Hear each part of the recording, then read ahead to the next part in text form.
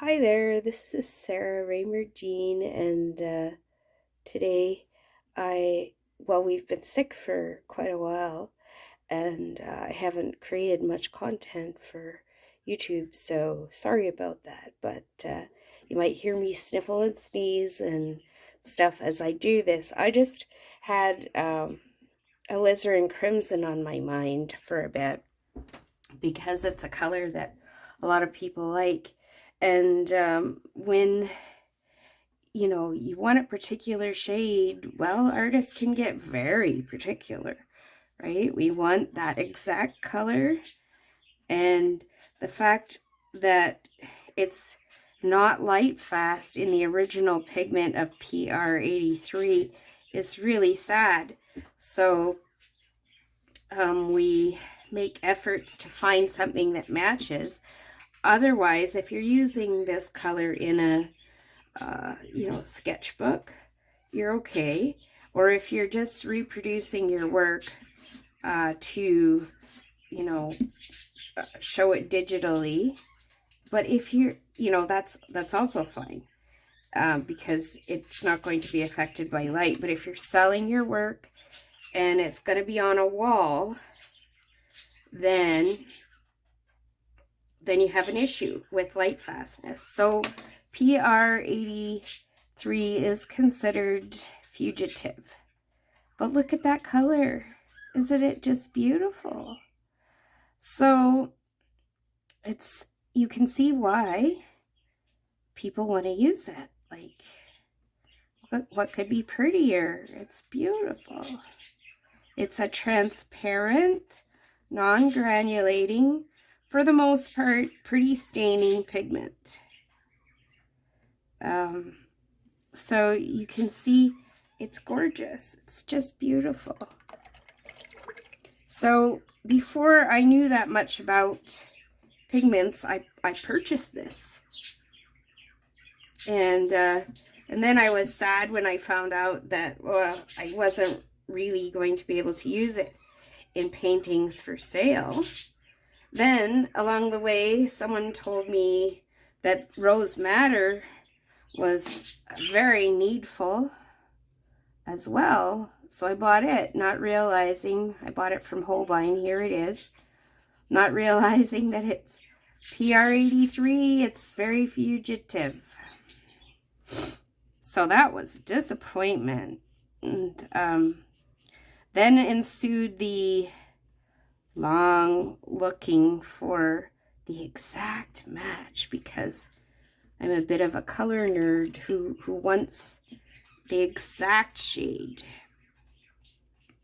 And so I thought maybe if you watch me today, I'll save you a little money and a little frustration. You can see what some of the other options are available on the marketplace, and hopefully find one that works for you. All right, so Pyrrole Rubin from Holbein here is made with the pigment PR264, and it's pretty close. Let's just have a look here.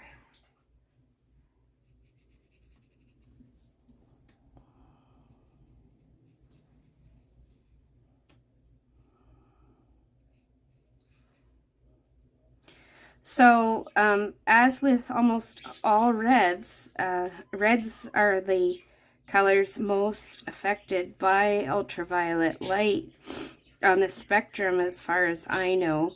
So they are the most difficult to, to find a really good light fast source for red paint. But you can see that's a real juicy red there, and it's more red leaning. This is a little more pink leaning. You can see that's got a pink undertone there. So you have to wait until they're dry to get a good estimation of what they're really going to be like, because watercolor changes so much from wet to dry. Now here we've got the mg permanent Alizarin Crimson, and my paper got a little dry as I was doing this.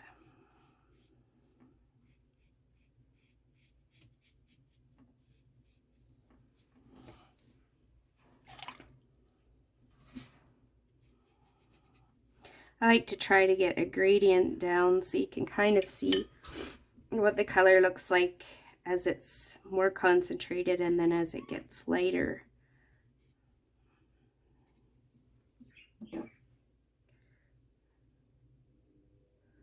Just getting a little more here for the top part where it's supposed to be its darkest.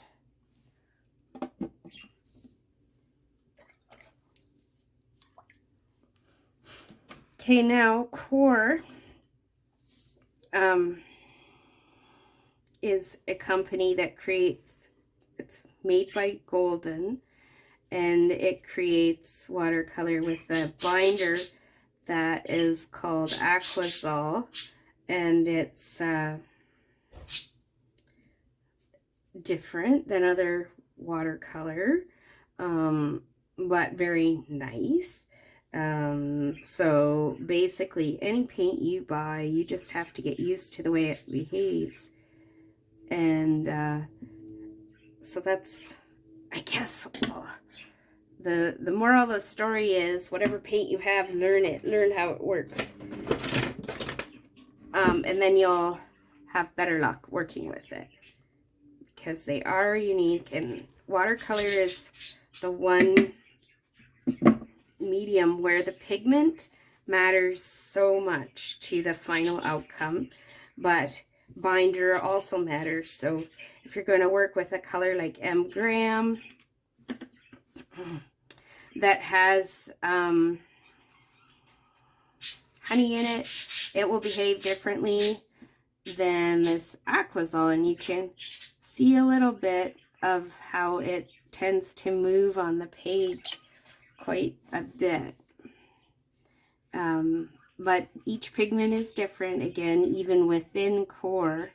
But in general, Core is known for being a more mobile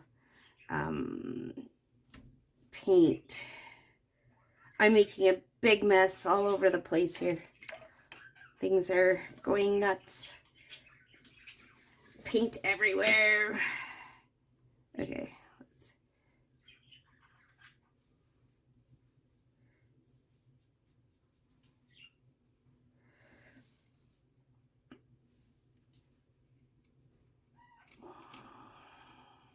Another, I do find Core a bit messy. It handles differently, but I hadn't opened this tube in a long time either, and it was stuck shut from paint scooching out. So anyway, there, we got that Core's Permanent Alizarin Crimson. So we have M. Graham Permanent Alizarin Crimson with pigment PR264, and the Holbein Pyro Rubin 264, both commonly recommended substitutes for Alizarin Crimson. And now Core had a different take on it. They're using PR177, and they've called it good as far as light fastness goes. There's some debate on that, and so that's kind of why then I went away again from using this Core, and I've pretty much settled on M. Graham for myself.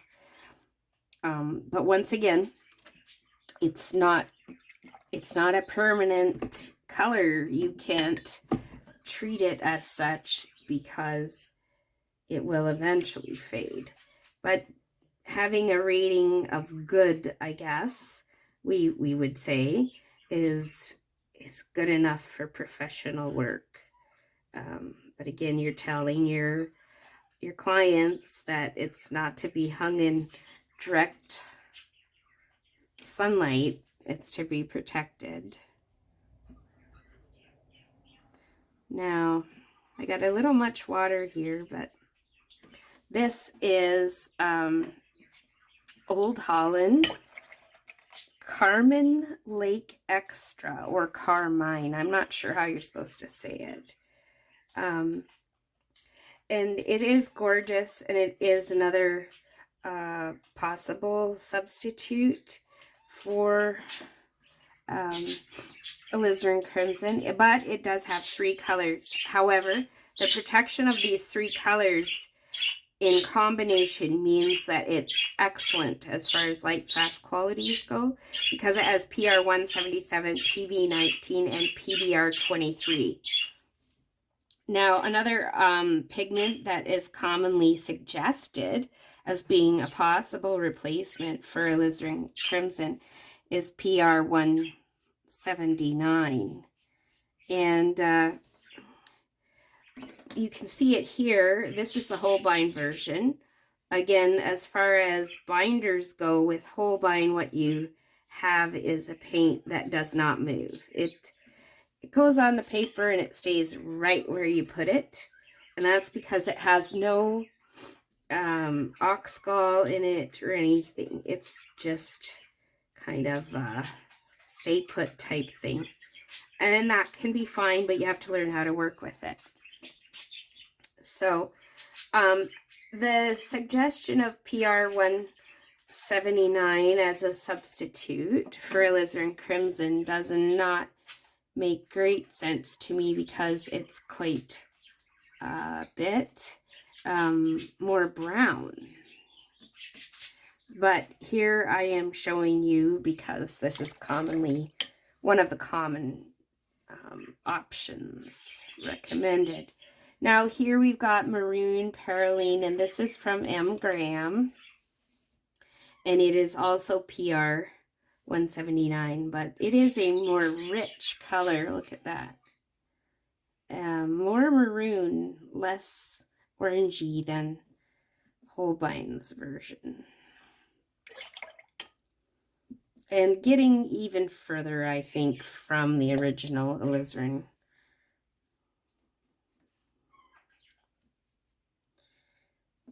So here we have them. My slightly messy version of, trying to let you see what they're like. You can hang out for a second, and I'm going to then come back and show you what they're like when they're dry. Okay, we're back. Everything is dry except for a tiny part here on the Carmine Lake Extra. I think maybe I put a little too much paint there, so I'm not sure this is really a wonderful comparison, but it gives you a bit of an idea of the Alizarin Crimson, the original PR 83 here, and then PR 264 here. We've got 2 of them, PR 177, and then one that has PR 177 and a PV 19 and a PBR 23, and then here 2 PR 179s.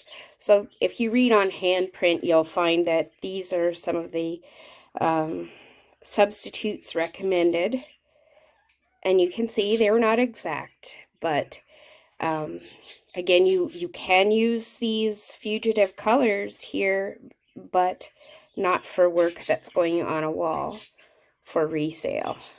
All right, thank you. Hope that helps you.